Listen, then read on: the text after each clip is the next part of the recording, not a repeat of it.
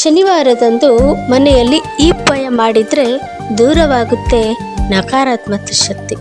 ಅದು ಏನೆಂದರೆ, ಮನೆಯ ಮೇಲೆ ಬೇರೆಯವರ ಕೆಟ್ಟ ದೃಷ್ಟಿ ಬಿದ್ದಾಗ ಮನೆಯಲ್ಲಿ ಗಲಾಟೆ, ಜಗಳ, ಕಲಹ, ಸಮಸ್ಯೆಗಳು ಕಾಡುತ್ತವೆ. ಮನೆಯಲ್ಲಿ ನಕಾರಾತ್ಮಕ ಶಕ್ತಿ ಹೆಚ್ಚಾಗುತ್ತದೆ. ಕೆಲಸದಲ್ಲಿ ಏಳಿಗೆ ಕಾಣುವುದಿಲ್ಲ. ಹಾಗಾಗಿ ಶನಿವಾರದಂದು ಈ ಸಣ್ಣ ಪರಿಹಾರವನ್ನು ತಪ್ಪದೇ ಮಾಡಿ.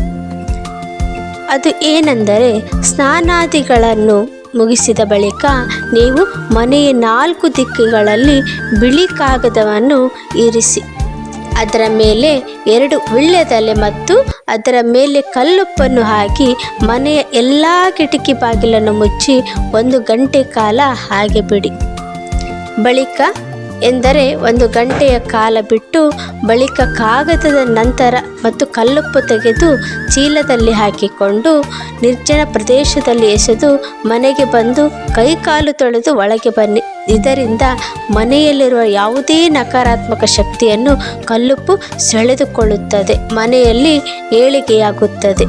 ನಮ್ಮ ಈ ಮಾಹಿತಿ ನಿಮಗೆ ಇಷ್ಟವಾದಲ್ಲಿ ದಯವಿಟ್ಟು ನಮ್ಮ ಚಾನಲ್ಗೆ ಸಬ್ಸ್ಕ್ರೈಬ್ ಮಾಡಿ, ಲೈಕ್ ಮಾಡಿ, ಕಮೆಂಟ್ ಮಾಡಿ ಮತ್ತು ಶೇರ್ಗಳನ್ನು ಮಾಡಿ. ಕೇಳಿದ್ದಕ್ಕಾಗಿ ಧನ್ಯವಾದ.